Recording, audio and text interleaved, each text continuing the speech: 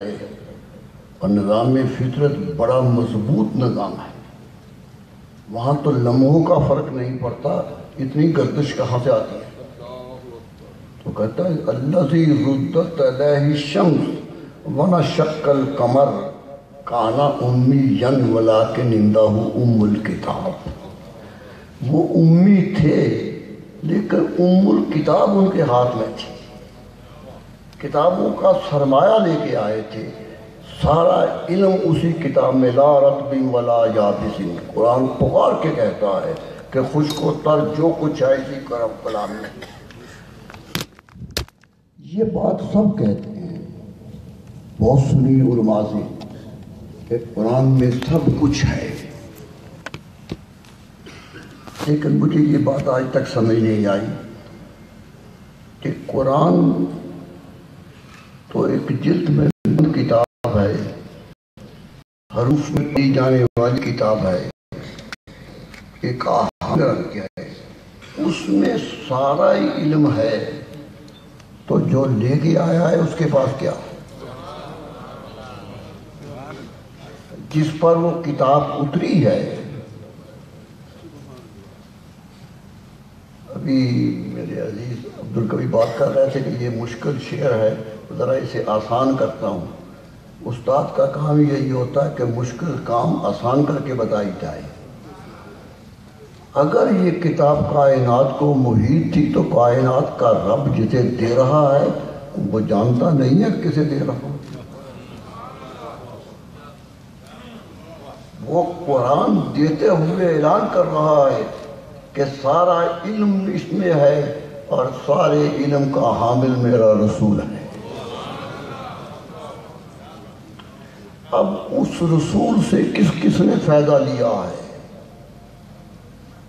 میں یقین سے کہہ سکتا ہوں کہ درس پڑھ کے بھی علم آتا ہے یا نہیں آتا، اس کا فیصلہ تو علماء تدریس کے بعد کرتے ہیں۔ امام بخاری علیہ الرحمہ جب حدیث نقل کرتے ہیں تو بڑی جرح و تعدیل کرتے ہیں، علماء جانتے ہیں ان کا نشتر تحقیق بڑا سخت ہے، بڑے بڑے راوی کا پر وہ نشتر چلا دیتے ہیں۔ کسی نے پوچھ لیا کہ حضرت آپ کسی کو چھوڑتے ہی نہیں ہیں، ہر ایک کو اس طرح دیکھتے ہیں کہ اس کے جسم کو پھاڑ لیتے ہیں، تو کیا وجہ ہے جب حدیث بیان کرتے کرتے صحابہ پہ پہنچتے ہیں تو آپ کا نشتر تحقیق ٹھہر جاتا ہے، صحابی کی بات نہیں کرتے، آپ کی تحقیق چلتی نہیں ہے، وہاں ساری تحقیق رک جاتی ہے۔ آخر وجہ کیا ہے؟ تو کہنے کہ تمہیں خبر نہیں ہے کہ وہ کس مکتب کے پڑھے ہوئے، وہ مکتب رسالت کے طالب علم ہیں، وہ وہاں سے لے کے آئے ہیں جہاں علم خود بخود کھولتا ہے، علم سمجھایا نہیں جاتا، علم اپنے آپ کو خود کھول کے بیان کر دیتا ہے۔ یہی وجہ ہے کہ وہ امام بنے تمام صوفیہ کے بھی تمام اماموں کے، کوئی امام ان سے بڑا نہیں، کوئی صوفی ان سے بڑا نہیں۔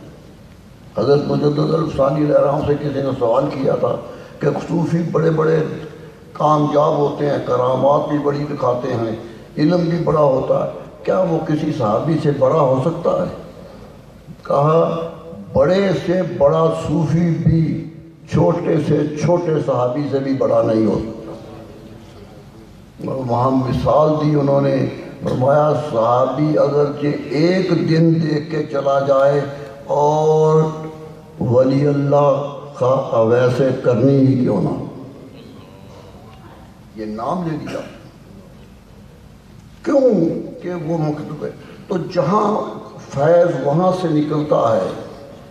اعلیٰ حضرت عظیم البرکت کے بارے میں میرا یقین ہے کہ وہ دربار رسالت کے سند یافتہ ہے، وہ وہاں سے لے کے آئے ہیں، علم انہوں نے وہاں پڑھا ہے، کاغذوں میں نہیں دیکھا، کاغذوں کا علم کبھی کبھی غلطی کر جاتا ہے، کبھی کبھی جرا و تعدیل کی غلطی ہو جاتی ہے، کبھی کبھی ابھی کہہ رہے تھے کہ صغرا کبرا کے ترتیب بدل جاتی ہے، کبھی کبھی ہو جاتا ہے، لیکن جو وہاں سے لے کے آیا ہے اس کی نہ ترتیب بدلتی ہے نہ علم میں نقص آتا ہے، اور یہ عشق سے ملتا ہے، محبت سے ملتا ہے، اور یہی اعلیٰ حضرت کا ترہ امتیاز ہے۔ ان کا امتیازی وصف ہی یہ ہے، بلکہ کوئی بھی بڑا وجود اس عالم اسلام میں ایسا نہیں ہے جو ان سے نسبت نہ رکھتا ہو اور بڑا ہو گیا، یہ ممکن ہی نہیں ہے، سب کچھ ہوئے۔ ابھی مثال حضرت صدیق اکبر ذکر دی جا رہی تھی، مجھے ان کا قول یاد آ رہا تھا، حضور صلی اللہ علیہ وسلم نے خود پوچھا کہ ابو بکر کیا وجہ ہے کہ تم 1000 جان سے مجھ پہ قربان ہوتے جا رہے ہو، میں جب بھی کچھ کہتا ہوں سب سے پہلے تم آ جاتے ہو، یہ کیا اپنے آپ کو لوٹا دینے کا سبق ہے؟ تو جواب میں ایک جملہ کہا جو تاریخ عشاق کا سب سے بڑا جملہ ہے، فرمایا یا رسول اللہ میرا جواب تو بعد میں، لیکن ایک سوال میرا ہے وہ سن لیجیے۔ فرمایا کیا؟ فرمایا حل انا و مالی الا بک یا رسول اللہ، یا رسول اللہ بتا دیجئے میری ذات اور میرا مال آپ کے سوا ہیں کیا؟ سب کچھ تو آپ ہیں، ہمارا تو کچھ بھی نہیں ہے، ہم تو صدقہ کھا رہے ہیں۔ یہ جس نے سمجھ لیا ہے وہی کامیاب ہوا ہے، وہی علم میں آگے بڑھا ہے، وہی عمل میں آگے بڑھا ہے، وہی اخلاص میں آگے بڑھا ہے۔ اور صوفی کے لیے 3 ہی شرطیں ہوتی ہیں، ولی بننے کی 3 ہی شرائط ہیں۔ حضرت بابا فرید گنج شکر علیہ الرحمہ نے خواجہ نظام الدین اولیاء علیہ الرحمہ کو فرمائی تھی کہ نظام الدین ولی بننے کے لیے 3 شرطیں ہیں، علم ہونا چاہیے، عمل ہونا چاہیے اور اخلاص ہونا چاہیے۔ 3 چیزیں اکٹھی ہو جائے تو ولی بنتا ہے۔ پہلی شرط علم ہے، یاد رکھ لیجیے، پہلی شرط علم ہے، علم کے بعد عمل ہے اور اس کے بعد اخلاص ہے۔ جہاں علم نہیں ہے وہاں امر و اخلاص ولایت کا دعویٰ کرنے کا مجاز نہیں ہے۔ سب سے پہلی شرط داتا گنج بخش جی ولی علیہ الرحمہ نے کشف المحجوب لکھی تھی، پہلا باب باب العلم تھا کہ باب علم سے شروع کرو، علم سے۔ یہ بات ابھی کہی گئی، بڑی خوشی ہوئی مجھے کہ وہ عالم تھے، شاعر تھے، کہتے تھے، شاعری انہوں نے نہیں کی ہے میرے نزدیک، انہوں نے مدح ہی کی ہے۔ وہ شاعروں کے خاندان سے نہیں تھے، مدح نگاروں کے خاندان سے تھے۔ تعریف ہی کرتے رہے، ایک ہی وجود ہے جس کے بارے میں کہتے رہے، دوسرا تو جملہ ہی ان سے نہیں آیا۔ یہ ہو نہیں سکتا، جو ان کا ہو جائے وہ دوسروں کو ہوتا ہی نہیں ہے۔ غلام علی آزاد بن گرامی شاعر بہت بڑے تھے، شاہ ولی اللہ محدث دہلوی کے ہم عصر تھے، بہت بڑے شاعر، عربی کے مایہ ناز شاعر ہیں، بلکہ میں کہوں کہ بر صغیر پاک و ہند نے ان سے بڑا عربی کا کوئی شاعر پیدا نہیں کیا۔ سب سے بڑا 7 دیوان ہے عربی کے۔ نظام حیدرآباد دکن نے بلایا ایک دفعہ کہ بن گرامی شعر بڑے کہتے ہو، محبت رسول کا بھی ذکر بڑا کرتے ہو، تو مدینے کیوں نہیں چلے جاتے؟ مدینہ مدینہ کرتے رہتے ہو، جاتے کیوں نہیں؟ سر جھکا لیا، کہنے لگا حضور کیا حقیقت بتاؤں، پیسے نہیں ہیں، زیادہ سفر نہیں ہے، مشکل ہے اس دور میں جانا۔ نظام نے ایک دم سوچا اور کہا بن گرامی ایک شرط کرتا ہوں، 10 شعر میری تعریف میں لکھ کے لے آؤ، مدینے کا سفر میں دیتا ہوں، سارا خط برداشت کرتا ہوں۔ بلگرامی کہتے ہیں بہت خوش ہوا کہ 10 شعر میں تو فارسی میں بھی لکھتا تھا، عربی میں بھی لکھتا تھا، 10 شعر تو میرا 5 منٹ کا کام تھا۔ کہتے گھر جا کے کاغذ لے کے بیٹھا خوشی خوشی کہ 10 شعر لکھنے ہیں اور مدینہ جانا ہے۔ کہتے ساری رات بیٹھا رہا، ایک شعر نہیں لکھا گیا، ایک شعر نہیں لکھا گیا۔ صبح کانپتا کانپتا دربار میں آیا، نظام نے کہا سناؤ کیا لکھا ہے؟ کہا جی افسوس لکھا نہیں گیا۔ کہتا یہ کیسے ہو سکتا ہے، اتنا بڑا شاعر کا یہ نہیں لکھا۔ کہا حضور بات اتنی ہے، جب کاغذ کے سامنے بیٹھ کر قلم کاغذ پہ رکھتا تھا اور آپ کی تعریف کا سوچتا تھا تو نعت کا شعر سامنے کھڑا ہو جاتا تھا کہ بلگرامی اتنی بلندی کے بعد اتنی پستی، اتنے بلند ہو کے اتنے نیچے جا رہے، ساری رات محنت کی نہیں لکھا گیا۔ نظام حیدرآباد نے تخت سے چھلانگ لگائی، بلگرامی کے گلے سے پکڑ لیا، فرمایا بلگرامی میں اپنی تعریف سننا نہیں چاہتا تھا، تیرے عشق کا امتحان لے رہا تھا، جاؤ چلے جاؤ مدینہ۔ 2 سال کا خرچ دیا، 2 سال بلگرامی مدینہ منورہ میں رہے، 7 دیوان لکھے، کسی کا ایک شعر نہیں لکھ سکے۔ یہی اعلیٰ حضرت کی بات تھی۔ وہ شاعری کے لیے نہیں کرتے تھے، وہ تو اپنے ممدوح کو بہر رنگ خوش کرنا چاہتے تھے۔ نثر میں بھی ان کا ہی تذکرہ ہے، کیا نثر نعت نہیں ہے ان کی؟ پڑھ لیجئے، وہ تو لفظ بھی لکھتے ہیں تو معلوم ہوتا ہے نعت میں پرویا ہوا لفظ، ایک ایک لفظ پر سوچتے ہیں کہ ایسا نہ ہو کہ اس بارگاہ کی قبولیت کے قابل نہ ہو۔ اور میں آج یقین سے کہہ سکتا ہوں کہ اعلیٰ حضرت کا کوئی شعر بھی نہیں ہے جو بارگاہ رسالت میں مقبول نہ ہوا۔ کہے ہیں شعر، لیکن شاعر کچھ جب کہتے ہیں تو کبھی کبھی بے احتیاط بھی ہو جاتے ہیں۔ اعلیٰ حضرت کی پوری شاعری میں آپ شاعری تو پڑھ سکتے ہیں، لیکن شریعت بھی انہی میں سے پڑھنی چاہیے، خالص شریعت۔ میں اپنے مطالعے کی بنیاد پہ کہہ سکتا ہوں کہ کشف المحجوب پڑھیے تو کتاب تصوف کی ہے، لیکن میں دعوے سے کہتا ہوں وہ فقہ کی کتاب۔ کوئی ایک کرامت بھی ایک جگہ بھی حدیث رسول سے ہٹ کے نہیں ہے۔ یہی حال اعلیٰ حضرت کا ہے، کوئی شعر بھی شریعت کے سانچے سے ہٹا ہوا نہیں ہے۔ خود کہتے ہیں قرآن سے میں نے نعت خوانی سیکھی ہے، کہتے ہیں میں نے تو قرآن سے نعت خوانی سیکھی ہے، کسی شاعر سے سیکھی تو ہے نہیں۔ ان کا دعویٰ تو یہ ہے، تو ان کا تذکرہ بہت خوب کیا۔ عبدالکبیر عزیز ہے میرا، بہت پیارا ہے۔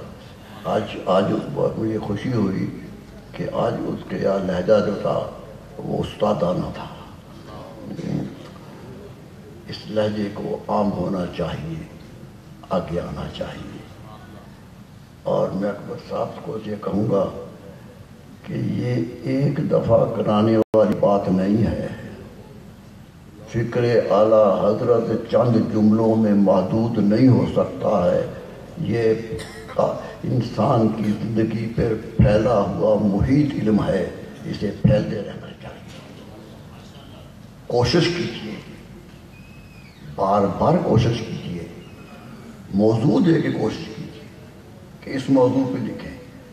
ایک سیمینار کے لیے ایک موضوع کر لیجیے، اعلیٰ حضرت کی فقہ، 4-5 مقالے لکھوائیے۔ اعلیٰ حضرت کی تفسیر ترجمہ قرآن، 4-5 مقالے لکھوائیے۔ اعلیٰ حضرت کے فتاویٰ، یہ تو بہت مقالات کا محمل ہے۔ فتویٰ تو ایسا ہے کہ حیرت ہوتی ہے۔ موجود ہوتا ہے کہ وہ فقہی مسائل ہی بیان نہیں کر رہے، عشق رسول بھی بیان کر رہے ہیں. یہی سب سے بڑی خوبی تھی ان کا، سب سے بڑا مزاج یہی تھا. میں عالم اسلام میں جب نظر ڈالتا ہوں تو علامہ سیوطی کے بعد علامہ نبہانی اور اعلیٰ حضرت ایک ایسی تکوین نظر آتی ہے کہ جو عشق رسول سے کہ ضمیر سے گندے ہوئے تھے. ایک ایک لفظ عشق رسول کا نکلا ہے، اور جس نے پڑھا ہے وہ عشق. آخری بات کروں گا، مجھے تقریر نہیں کرنی، صرف شکریہ ادا کرنا تھا. آخری بات یہ کہ اعلیٰ حضرت نے جو مشن دیا تھا وہ آگے پھیلانا بھی ہم لوگوں کا کام ہے. وہ غیر محتاط نہیں تھے کہ عشق میں آ گئے تو لوگوں کو یہ کہہ دیا، یہ کہہ دیا. پورے ان کے فضا بڑے سے بڑا فتویٰ بھی ان کا پڑھ لیجیے، زبان محتاط ہے، بہت محتاط ہے. بلکہ کافی صاحب بیٹھے ہیں، میں ایک بات کہنا چاہتا ہوں کہ اگر پورا کلام ان کا دیکھیے تو فتویٰ کفر تو کبھی خال ہی نظر آتا، بلکہ غور سے دیکھیے تو نظر ہی نہیں آتا. جب بھی انہوں نے فتویٰ دیا اس احتیاط سے دیا کہ یہ جملہ کافرانہ ہے، یہ خیال کافرانہ ہے. پوچھا گیا کہ جس نے خیال پیش کیا ہے وہ کافر ہو گیا؟ کہتے نہیں، بات معلوم نہیں اس نے کس نیت سے یہ کہا تھا. احتیاط کی حد ہے کہ 10 11 کفر گن گئے ایک کے، لیکن فتویٰ کفر نہیں گئے. آج ہمارا رویہ کیا ہے؟ آج تو ہم 7 سلام پڑھنے والے پر بھی فتویٰ کفر لگا رہے ہیں. آج تو ہمارے مسجدوں میں اکٹھے رہنے والوں پر بھی فتویٰ ہے. ہم اپنی رائے سے جب رائے کا اختلاف کرتے ہیں تو فتویٰ کفر لگاتے ہیں. اعلیٰ حضرت فقہی مسائل پر کسی پر کفر نہیں لگا. یہ میں بڑی واضح بات کرتا ہوں. جب بھی بات کی عقائد کی بات کی، مولانا ابوالبرکات مرحوم لاہور ہوتے تھے، ہم پڑھتے تھے اس زمانے میں، تو ایک مولانا آ گیا تراویح پڑھانے کے لیے. وہ ولضالین کہتے تھے، ولضالین کی جگہ ولضالین کہتے تھے. جو مقتدی تھے وہ جوش میں آ گیا کہ یہ شاید کوئی اور ہے. اس سے پوچھا، اس نے کہا نہیں میرا عقیدہ ٹھیک ہے.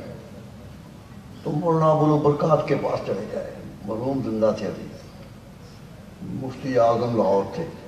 چل گئے، گروپ بن کے گئے کہ یہ صورتحال ہے، یہ کہتے ہیں. کہتے کہہ لینے دو، اس سے کفر تو نہیں آتا. کلام غلط ہوتا ہے، زبان کا لہجہ غلط ہے، اگر اس کا عقیدہ درست ہے تو اس پر فتویٰ نہ لگاؤ. اور وہی امام پورا رمضان تراویح پڑھاتے رہے. یہ تھے علماء، احتیاط کرتے تھے، احتیاط سے باتیں کرتے تھے. ہم نے تو نیتیں نہیں دیکھتے، ہم تو زبان کے نکلے ہوئے لفظ دیکھتے ہیں، اور وہ لفظ بھی جو ہمیں پسند نہیں ہے وہ کافرانہ ہے. اعلیٰ حضرت شدت ہونے کا الزام لگایا جا ہے. کچھ والوں نے مجھے بات لکھا کہ وہ کہتے ہیں جی وہ ان کی طبیعت سخت بڑی تھی. میں نے کہا مجھے تو پورے کلام میں سختی نظر نہیں آئی. میں نے کہا جی مشدد بڑے تھے. میں نے کہاں تشدد دکھایا، کہاں تشدد دکھایا؟ عشق رسول رکھنے والا متشدد ہو کیسے سکتا؟ ہاں وہ رسول اللہ صلی اللہ علیہ وسلم کے بارے میں محتاط ضرور تھے کہ وہ ذات ہے وہاں جنبش لب خارج از آہنگ خطا ہے. یہاں جنبش لب بھی خطا بنتی ہے، بات سنبھل کے کرو. یہ تھا پیغام جو دے رہے تھے وہ لوگ، اپنوں کو دے رہے تھے، دوسروں کو دے رہے تھے۔ اور ہوتا یہی ہے، ایک عالم ہوتا ہے جس کے سامنے کافر بیٹھا ہوتا ہے، وہ اسلام کاری ہوتا ہے، وہ اسے تبلیغ کرتا ہے، مدم لہجے سے پیار کرتا ہے۔ ایک وہ ہوتا ہے جو مسلمان ہونے کا دعویٰ کرتا ہے لیکن اسلامی تعلیمات سے انحراف کرتا ہے، ایسے کے لیے سختی بھی جواز بن جاتی ہے، کیوں وہ فتنے کا باعث بنتا ہے۔ آتے تھے کہ سختی کہاں کرنی ہے کہاں نہیں کرنی ہے، ان کا کلام پڑھیے گا، آئیے گا۔ میں ڈاکٹر صاحب سے کہوں گا کہ ان کے کام کروانے کی ضرورت ہے۔ ایک موضوع لے لیجیے اکبر صاحب، ہر سال 6 مہینے کے بعد اس موضوع پہ بات کروائیے تاکہ اعلیٰ حضرت کا پورا کلام، 500 سے زیادہ کتابیں لکھنے والے ایک دن میں سمیٹا نہیں جا سکتا۔ امام غزالی کی 600 کتاب ہے، نکلسن نے لکھا مور دین 600، 55 سال کی عمر ہے، اور ایک کتاب بھی ایسی کہ جلدوں میں۔ امام سیوطی کے بارے میں نکلسن نے لکھا کہ 600 سے زیادہ کتابیں ہیں، 63 سال کی عمر ہے۔ یہ لوگ علم اندر سے لے کے آئے تھے، اعلیٰ حضرت بھی انہی فیض یافتہ لوگوں میں سے ہیں جن کا اندر ہوا تھا، اندر علم تھا، بولتے تھے، لکھتے تھے، کلام کرتے تھے تو علم بولتا تھا، عالم تھے، علم کا صحیح معنی جانتے تھے۔ اللہ تعالیٰ ان کے بارے میں ہمارے نظریات